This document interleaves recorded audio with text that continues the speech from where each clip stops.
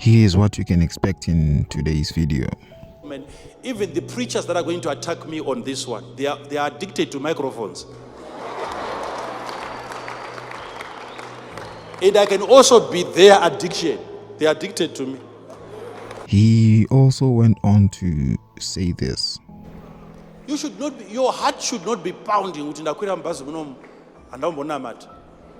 going to arrive? I've gotten on this bus and I haven't prayed. What kind of a life is that? Fear is reigning over you. Fasting and prayer. These two are important and essential to every Christian. Oh, shalom. Welcome to the Watchers blog. Thank you for joining us today. Now, in this video, we're going to be watching as Prophet Emmanuel Makandiwa was teaching on the topic of fasting and prayer. But in a twist, he says that it is very much possible for a person to be addicted or to become a prisoner of prayer and fasting. Sounds shocking, isn't it? To actually understand more in depth, we advise that you watch this video to the very end. Remember, if you didn't subscribe, remember to subscribe and to give this video a thumbs up. Remember to also share the video with your family and friends and colleagues so that they partake of this kingdom mysteries. Stay blessed. Shalom. You can't be in a prayer closet for 1 hour and you still come out still ignorant of the matter. A case that you bring before God, it's an inquiry. It has to be addressed in prayer. Any matter that is confusing you now, you say, okay, if it's coming from the family, if they inquire, they should come to you, not to come to you to say, let's go to a witch doctor. No, they should come to you. That's the final place. They should come to you for a word. And you say, so it's okay. I wouldn't have asked God about this matter because you had not inquired. Now that you have come, let me go before the Lord. You know where the Lord is. You use their language that they understand. Let me go before the Lord and I will present the case. And you are given light. You are given light. All these prayers that we are doing and there is no improvement in our comprehension, the devil is not afraid of that. He's not worried. When he sees you praying, knowing that after 2 hours you will still be as ignorant as you were before, he's not afraid of that prayer. The more you pray, the more you are jumping, the more you are... He even promotes that. He likes it when he knows that you are going to get nothing out of this. So he gives you this edge to a point where it will sound like I'm insulting people if I'm to say it this way. Do you know that people can get to that point where even prayer can become an addiction? Where you now have to stand in the queue and be prayed for against an addiction called prayer. Someone religious might not understand that because they think prayer is good. And yet everything good taken in its excess, too much of the same thing, no matter how good, they say it becomes monotonous. Anything good that you can think of. Isn't water good? Take a lot of it. Isn't food good? Take a lot of it. Even oxygen, take a lot of it. They give you the most purified one. Most concentrated one when you are when you are almost fainting, when you are losing it.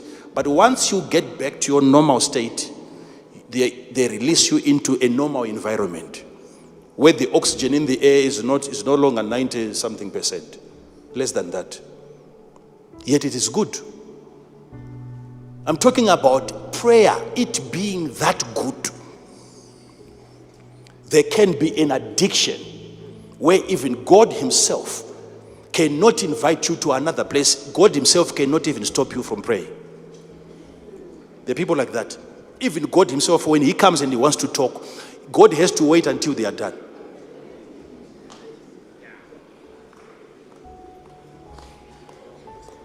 It has become a law.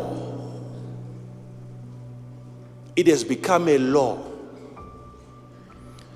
You wake up in the middle of the night and you remember you didn't pray before going to bed, and you feel guilty.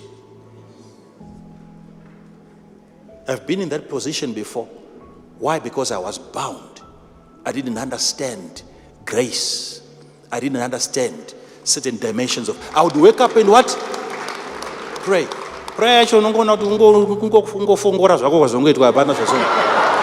kind of prayer where you just bent over the bed and then you go back to sleep?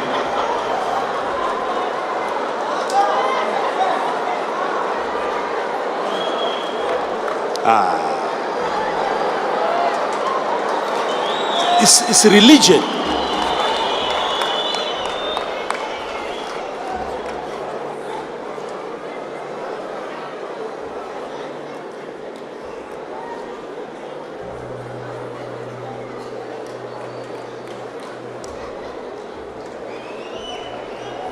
A child of God, you must know that you are free.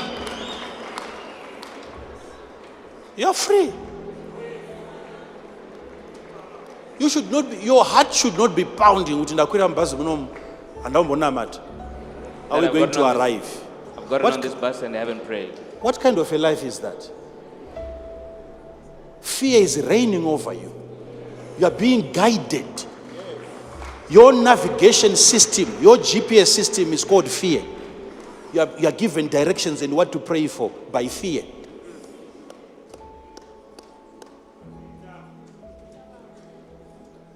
Every night people are making confessions because they are fearing. What if I don't wake up? So you make confession because you don't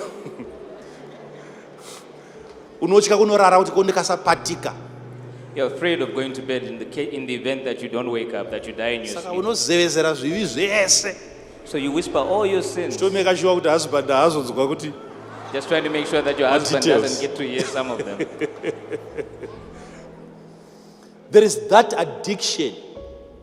You know, to recall addiction in fasting. There is an addiction to fasting. Iriko. It's there. Addiction. Some of you might not really believe this because you haven't really taken time to investigate. There is addiction for almost everything. The only addictions that most people know is when you're addicted to drugs. They call that an addiction. Huh? But a good drink, can one be addicted to a good drink? Yes. Isn't it an addiction? It is. You can be addicted to watching movies, even good movies. It can be an addiction. That God cannot invite you into a place of prayer until the movie is done. Same applies. The same God can also invite you from prayer to watch a movie because it contains answers to your prayers. You can be invited to a book. A visitor can arrive whilst you are praying and you call it a disturbance. And yet he is coming because of what you were asking for. It becomes so difficult for God to send messages back to you because you are too religious.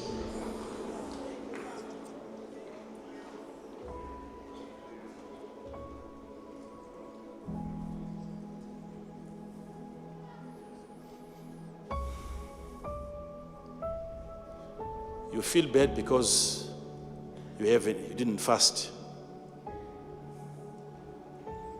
Do it because it is right, but don't allow the devil to teach you how to pray. Don't allow him. Don't allow him. You can be addicted to anything. People are addicted to so many. Even the preachers that are going to attack me on this one, they are addicted to microphones. And I can also be their addiction. They are addicted to me.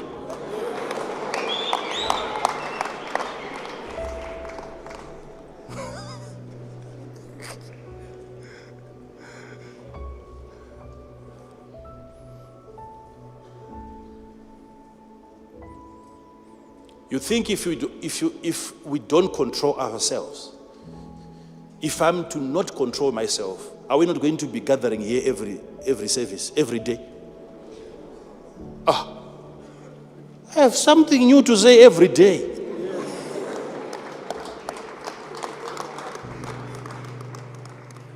Meeting me once in a week?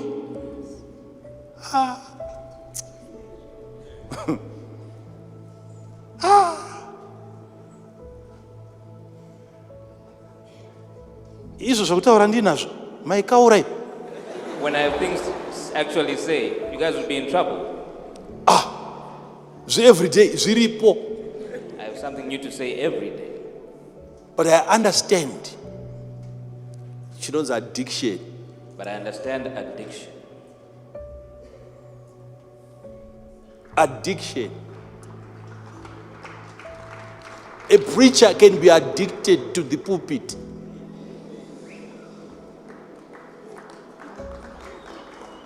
Addiction, addiction. Yekuti vanhu vesanto nototi aiwa shokora hapana. A real addiction to the extent where people can actually see that you don't have anything to offer. Shoka pasina pa, shoka pasina. There's no more word here. But kumba miende. But you won't go home. Kumba miende. You will not go home. Kumba miende. You will not go home. Why? Because some of them, pulpit has become to them a therapy. They have never had so many people listening to them. And it has now become a cure to their ego. They have suffered rejection ever since. That's why a service can start from 6 p.m. until 2 a.m.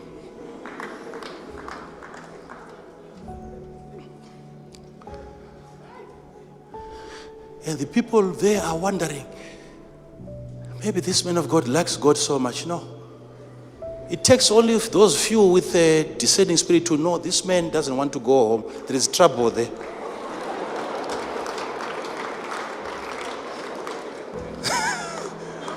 You can really see that this man has got no exciting home to go back to.